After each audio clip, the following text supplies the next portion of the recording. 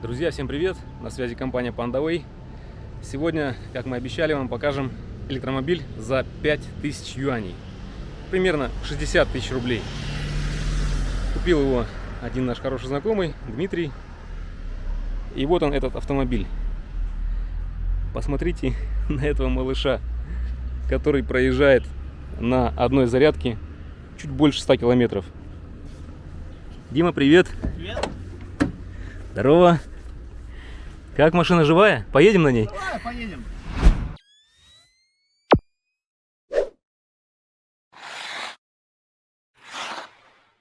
Ну что, поехали. Оп, подожди, дверь, кажется, не закрыл. Сильнее хлопай, еще сильнее. Ага, О, это это не баг, это фича. как в Ниве, да? Настоящая мужская машина. Дверь закрывается с удара. Кондер даже есть, да? Тут? Есть, печка, Давай, кондер. давай закроем это. Фантастический. Слушай, Окошко они вот здесь вот закрывается. Нифига, доводчики. Доводчики есть, но он, Офигеть. правда, не автоматический, он просто держать надо кнопочку. Электронный контроль температуры. Видишь? Оп. Нет, печка не должна, нужно кондиционер. То есть есть климат-контроль есть? Ну, это не климат-контроль, это, скажем так, кондиционер с цифровым управлением, я так его назвал. Климат-контроль все-таки делит по зонам, а это система гораздо проще. Ну, по факту, да. Подлокотник даже такой, смотри, как тут. Но подлокотник это опция Удобный. за 40 юаней. Ты сам поставил? Да, я сам его поставил. Там есть куча USB-портов, я еще провод протянул к прикуривателю. На шумку мы не обращаем внимания По объективным обстоятельствам, да, какая шумка. Тут, во-первых, у нас помимо шумки, помимо шумов, которые мы слышим с дороги, скрипит весь салон. То есть качество сборки, мягко говоря, так себе. И здесь дребезжит все, что может дребезжать. Самый отвратительный дребезг создает вот это зеркало. Я не знаю, либо оно так было, либо оно разболталось по ходу. Но оно, особенно на дороге с твердым покрытием, на каком-нибудь бетоне, ее просто дробит. Оно дребезжит по полной программе. Это, грубо говоря, гольф-кар, да, берем гольф-кар, просто он уже с кондиционером, Ну да. совсем. Но он побыстрее едет все-таки, чем да. гольф-кар. Гольф-кары ездят, 40, там 40, 45 максимум, мне кажется. А этот может идти 70-80. Я разгонял до 90. Минут 5 по ровной дороге. Был такой участок на платной трассе. И до 90 она разогналась, да. Но любой рельеф там, любой подъем, любая горка, она заставляет ее сбрасывать скорость. Ты делал тест от полной зарядки до нуля? Да, этого я делал в первый день и потом делал еще раз. И сколько проезжает? То есть она проехала в первый день, потому что часть мы катались вдвоем с женой, она уже ездила, садилась за руль, тестировала ее, она проехала 115-116 километров. А потом я ездил на ней один по району, по кругу, и она выдала где-то 121 километр. 121 километр она просто встала, вот здесь вот буквально на сервисе, я подъехал к ребятам, говорю, ребята, беда. Они мне дали подзарядиться на 10-15 минут, и я доехал до дома еще 5 километров. Но это со светофорами? Да, конечно. Вот я здесь катался по району, туда, обратно, туда, Городской обратно. цикл, Ну, можно сказать. можно сказать, да. С торможениями, со стартами. То есть это не было там рафинированное кольцо, на котором ты едешь. Заявлено у нее, у новой машины 205, по-моему. Ну, естественно, она в реальных условиях проедет меньше, потому что заявленный очень редко совпадает с реальным. Вот. Но, в общем-то, мне кажется, что да, показатели вполне достойные. Очень сильно зависит от того, сколько людей в машине сидит, по какой дороге ты ездишь. Если, например, двое человек садится, прямо на глазах видно, что она теряет заряд быстрее, чем, например, в одного. Кондиционер, он поразительно эффективен. Вкупе с маленьким салоном, если выставить температуру пониже, либо если печка нужна, то есть если нужно нагреть машину, через 3 минуты ты хочешь уже ее выключить. Я искал машину для жены. Искал гольф-кар? Я искал гольф-кар. А потом я посмотрел просто, сколько они стоят. 4-5 тысяч они. Машинки, которые полностью закрыты, стоят там 8-10. Я подумал, зачем брать это, если можно взять машину. Начал искать машину, какую-нибудь старую ДВС-ку, там, за 15-20 тысяч, грубо говоря, юаней, чтобы, просто она там поездила какое-то время. Вот. И наткнулся на эти машинки. Их было много разных. стоили они тоже по-разному. Вообще средняя цена на нее, ну, 10 тысяч юаней, где-то 110 тысяч рублей, да, по нынешнему курсу. Вот. Но и мне попалась вот эта. Стоила она 6800 юаней, 70 тысяч примерно рублей. Я связался с продавцом, поехал ее посмотреть. Посмотрел. Она была, во-первых, она была очень грязная внутри. Я довольно много потратил времени после, чтобы ее отмыть.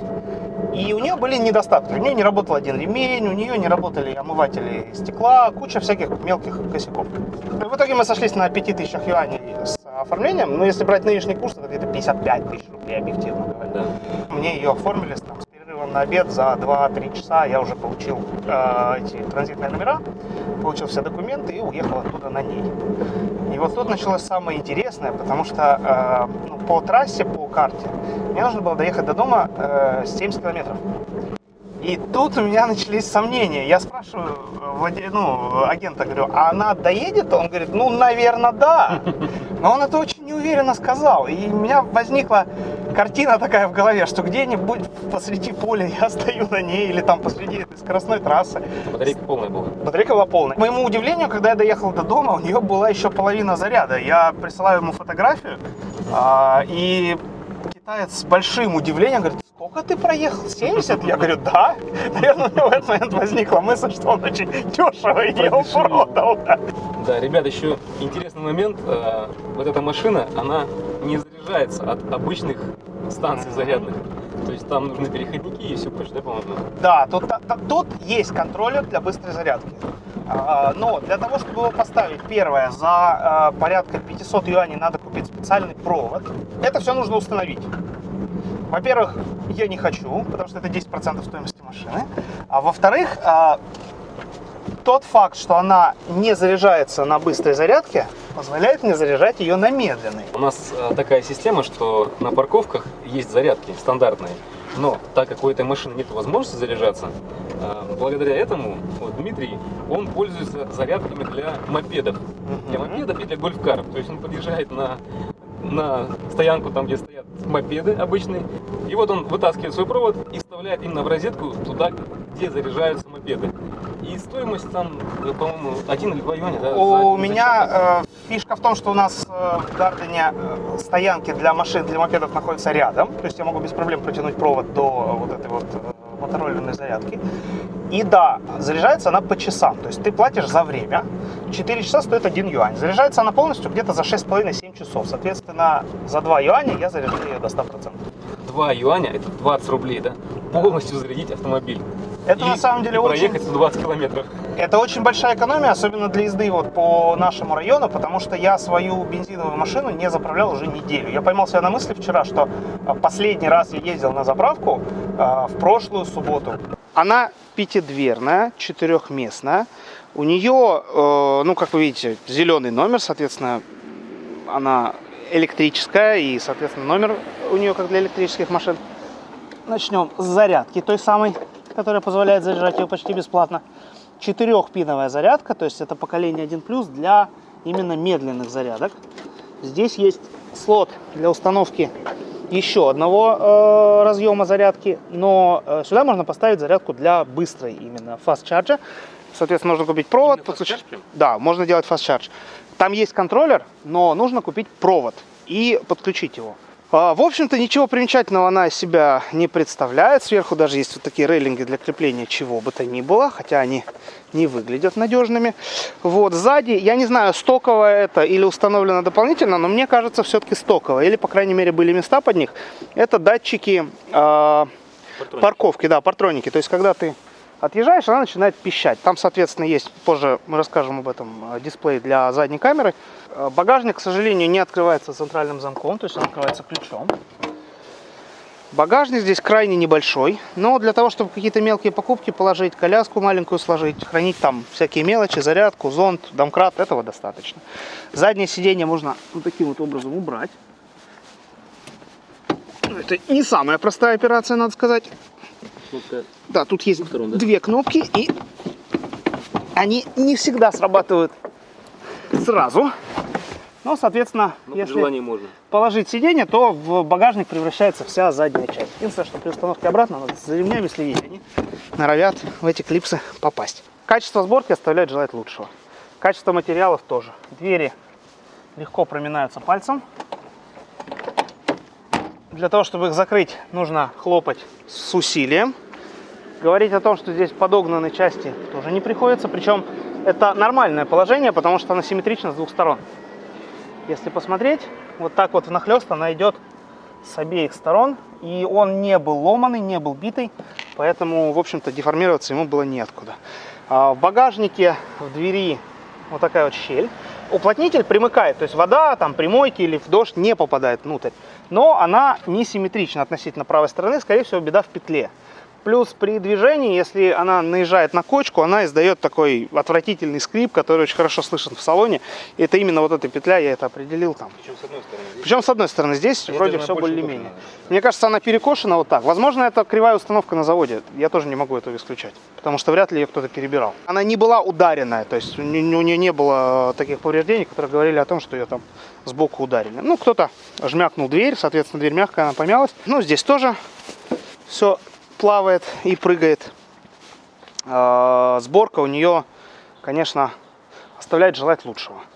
Но зато капот ровненько, по-моему. Капот стоит довольно ровно, да, это прям они постарались. Колеса 13-дюймовые и литые причем. Да, на них литые диски на 4 болтах, дисковые тормоза с обеих сторон на все 4 колеса. Подвеска какая? Подвеска амортизаторная, причем спереди и сзади. Я думал, сзади, честно говоря, стоят рессоры, но нет. При ближайшем рассмотрении видно, что там стоят амортизаторы. Говорить о том, что подвеска мягкая, я бы не стал, но она, конечно, проходит ощутимо все кочки и ямы. С другой стороны, нельзя сказать, что она так уж плоха. За свои деньги, мне кажется, подвеска более-менее вменяемая. Большая яма, конечно, заставит менять колесо, может быть, даже ступицу. Потому что они очень маленькие, у нас здесь встречаются там открытые люки, большие ямы. Если наехать на этой машине вот на такое препятствие, то, конечно, мало не покажется. В машине были и другие косяки. Не работали омыватели стекла, не работал водительский ремень, не работал свет. Это все он заменил. Ну, опять же, здесь можно посмотреть, вот как, например, приклеено это зеркало. Тоже говорит о высоком, в кавычках, качестве сборки. Итак, попав в салон, что мы получаем, точнее, что я получил за те деньги, которые я отдал за эту машину. Центральный замок, ключевой доступ к зажиганию, довольно медленный. Ну, там стоит некие мозги стоят, они что-то проверяют в этой машине при запуске, поэтому она запускается довольно долго. Руль без кнопок. Здесь есть подушка безопасности. Здесь об этом не написано, но я снимал кнопку сигнала, и там действительно стоит небольшая подушка безопасности. У пассажира подушки безопасности нет. Ни в дверях, нигде, то есть одна для водителя. Не знаю, что хуже, то, что она там есть, или то, что про нее ничего не написано, но по факту, по крайней мере, какая-то активная защита у нее есть. Здесь стандартные лепестки управления. Приборная панель максимально упрощена, то есть здесь есть, грубо говоря, тахометр, который показывает обороты, спидометр, естественно, заряд батареи, пробег, трип, передача, которая включена, и наличие стартовой батареи также здесь отображается. Датчики курсовой устойчивости, датчики АБС, датчики ЕБС, датчики СРС здесь отсутствуют, потому что в этой машине ничего этого нет. Интерьер у нее выполнен из вот такого вот пластика разных цветов. Это АБС, но очень-очень низкокачественный, потому что он, ну, и на ощупь не самый приятный. Плюс собрана она таким образом, что при движении дребезжит вообще все. Хуже всего дребезжит зеркало. Ну, соответственно, двери тоже дают о себе знать. Стойки, даже потолок. Сказать, что здесь хороший звук, нельзя. Но он есть. Здесь есть 6 динамиков, причем 4 высокочастотных, а не 2, как обычно в нормальных автомобилях, скажем так. И только 2 широкодиапазонных. Если сделать музыку на полную громкость, дребезжать начинает вообще весь салон. Вибрация передается в двери, в стойки, в потолок. Сейчас я продемонстрирую, как это работает. Вот вы можете слышать, что она в такт музыки начинает вибрировать. А если сделать звук громким, то она еще и начинает хрипеть заодно. Но на относительно невысокой громкости слушать музыку можно. То есть ехать в тишине вам не придется. Здесь есть кондиционер с печкой, с довольно странными режимами работы. То есть можно обдувать только ноги, только пассажира, только стекло или ноги и стекло. Почему нельзя было добавить еще один режим, я не понимаю, но как есть.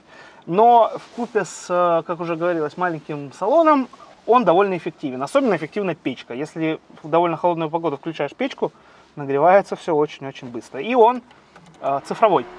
То есть температурой можно управлять, выставляя ее на панели. Не просто больше-меньше, не просто крутилки, а можно менять температуру, которую ты хочешь добиться, и, соответственно, менять скорость работы вентилятора. И он эту температуру будет устанавливать автоматически в салоне. Пространства для хранения здесь очень мало. Есть вот такой вот, грубо говоря, бардачок, даже полка. Есть стойки для бутылок, прикуриватель и очень интересная красная кнопка. Она не управляет запуском баллистических ракет, она делает следующее. Если машина остается на парковке надолго, там больше, чем сутки, ее нужно нажимать, тогда она отключает высоковольтную систему от двигателя и, соответственно, предотвращает саморазряд. Один раз я забыл это сделать, 2 дня машина стояла, и где-то процентов 25 емкости батареи она просто потеряла на парковке. В электромобилях, я читал об этом, там все реализовано, естественно, автоматически. Здесь для экономии или для чего бы то ни было еще из каких-то особых соображений, все это сделано вручную. Я не видел, вот в интернете я ни разу не видел механических стеклоподъемников спереди, ни разу. Здесь для передних стекол они реализованы вот таким вот образом.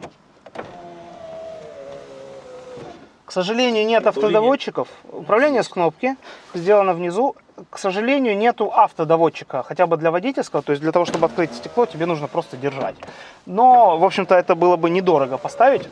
Но как-то они об этом не подумали. Ручной тормоз здесь классический, трехпозиционная трансмиссия, вперед, назад, нейтраль. Соответственно, положение коробки передач отображается на дисплее. Также здесь есть камера заднего вида и парктроники. Вместо стандартной аудиосистемы можно поставить андроидную медиасистему, на которую можно вывести камеру, звук, поставить видеорегистратор дополнительный и так далее. GPS. Для этой машины, конкретно для этой модели, есть панель, которая заменяет вот эту панель кондиционера. То есть она снимается, кондиционерный блок вставляется в панель, которая покрывает полностью вот эту вот зону. И здесь появляется экран, который, соответственно, на котором отображается то, что происходит в медиасистеме. Коврики и чехлы я докупил, потому что здесь был довольно грязный салон. Салон был вообще очень грязный. То есть я купил, у меня были на самом деле разные средства, разная химия для чистки салона.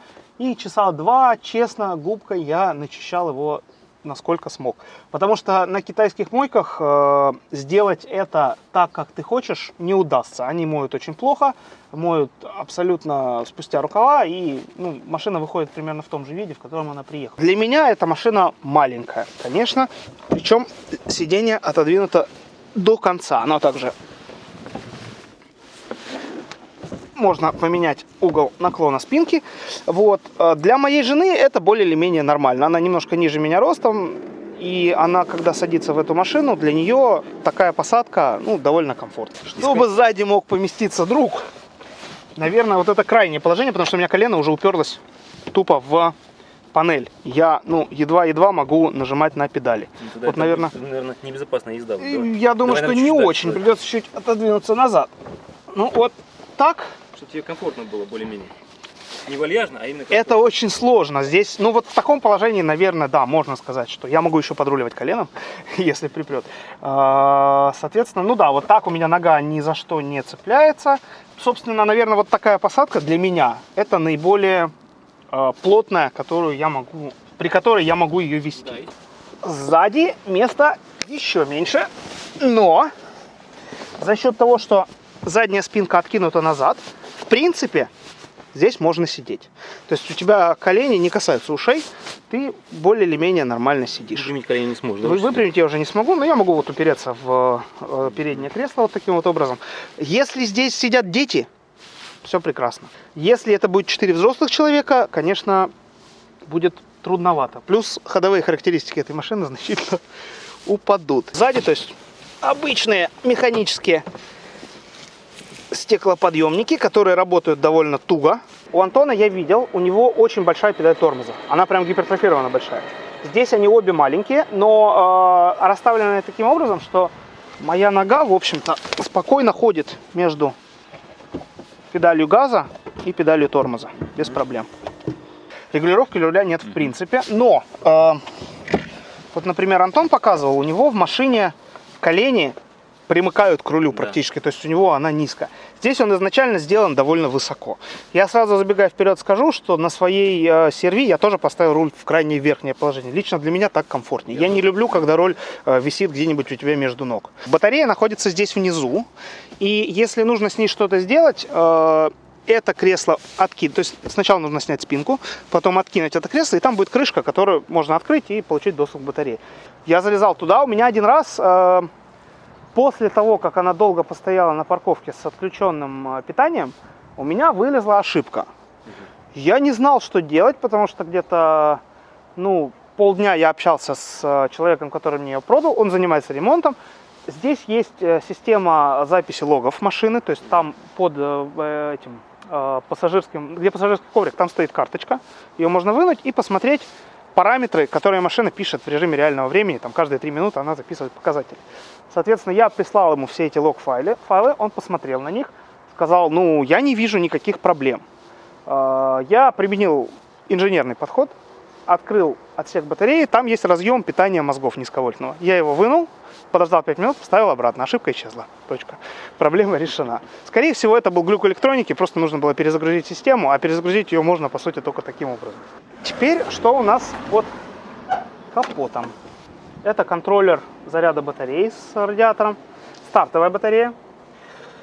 Собственно, где-то внизу стоит устройство рекуперации, которое здесь есть, но она настолько слабая, что, наверное, чтобы она начала подзаряжать основную батарею, нужно спустить ее со свистом с горы. Потому что я несколько раз видел при спуске, что батарея начинает подзаряжаться, но это очень условно на самом деле. Как мне объяснил агент, здесь... Это устройство, этот генератор, он предназначен, в общем-то, для поддержания заряда стартовой батареи. Ее крейсерская скорость, на самом деле, 60-70 км в час. По паспорту заявлено 90. Я смог разогнать ее до 90 км в час на дороге с очень хорошим покрытием, ровной, но разгонял я ее где-то 4-5 минут. А если ты отпускаешь газ и просто не жмешь тормоз, она катится или она тормозит? Нет, она катится, она не тормозит. Она тормозит, но очень медленно. Там есть устройство... Там есть генератор, который работает от динамики, но он очень слабый. Расходники здесь только, по сути дела, 3. Тормозная, масло в редукторе и стеклоомывайка. Все, больше нет. Двигатель установлен внизу, его можно наблюдать отсюда. Это издержки езды по сельской местности. Вот, соответственно, вот он установлен таким образом, чтобы минимизировать механические потери при передаче крутящего момента, скажем так. Собственно, все просто как день. Никаких особо сложных систем здесь нет, но для того, чтобы ехать, этого достаточно. Кондиционер находится непосредственно в салоне, то есть он находится под пассажирским бардачком. Вот он, если туда заглянуть, там же находится устройство управления зарядом батареи, в котором, собственно, стоит та самая флеш-карта, которая записывает информацию о состоянии машины. Провода никуда не спрятаны, они выведены наверх, наверное, для того, чтобы просто было ее ремонтировать. Что касается света, обычный здесь стоит свет, не светодиоды. Сзади тормозные фары, вот эти стоят светодиодные, все остальное это обычные лампочки. Одна противотуманная фара заднего хода. Спереди никаких противотуманок нет. Поворотники, габариты и основной свет. Сказать, что здесь хороший свет, я не могу, но он есть. Ближний лучше дальнего, скажем так. Более удобен, потому что дальний образует темное пятно перед машиной, и светит он не так уж и далеко, чтобы там что-то увидеть. Руль у него очень мягкий, можно буквально пальцами ее управлять, потому что там стоит усилитель, который работает довольно хорошо. Маленькие колесики — это и плюс, и минус, то есть она большие препятствия проходит с трудом, но зато это смягчает ощущение в салоне, потому что ход и амортизаторов больше, соответственно, смогли сделать производители. Разгоняется до 40 она довольно быстро. Я уходил от всех на светофоре как от стоячих. Но это быстро заканчивалось. Меня быстро догоняли. Потому что от 50 км в час, скажем так, разгон ее исключительно номинальный. Звук в салоне слышен у двигателя. То есть, вне зависимости от того, открыты окна или закрыты, он гудит. С этим ничего не поделаешь. Шумоизоляция, практически отсутствует. И вот этот скрип можно слышать. Вот каждая кочка, это левая петля двери багажника, она дает о себе знать. Скорее всего, она просто была бракованная, потому что нету признаков того, что ее перебирали, снимали. Соответственно, скорее всего, она как пришла бракованная, перекошенная, так с ней предыдущий владелец и ездил.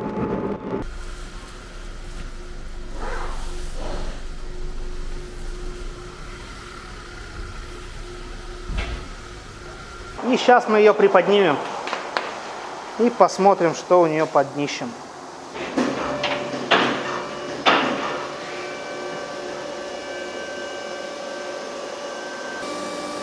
Вот, собственно, короб батареи. Крепится, кстати, очень интересно снизу болтами просто к днищу автомобиля. Обычная картина, ничего особенного.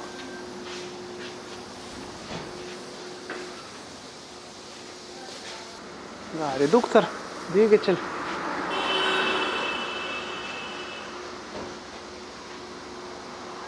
Что, вроде не ржавая? Нет. Я бы даже сказал, вот немножко в самых местах, где вода больше всего попадает, а так, да. Не лопнутая, не ржавая, то есть более-менее в целом. Антикоррозийка есть? Мне кажется, нанесена. Вот, да, вот здесь. Вот так вот. Если ее к ней прикоснуться, то мне кажется, да, она нанесена.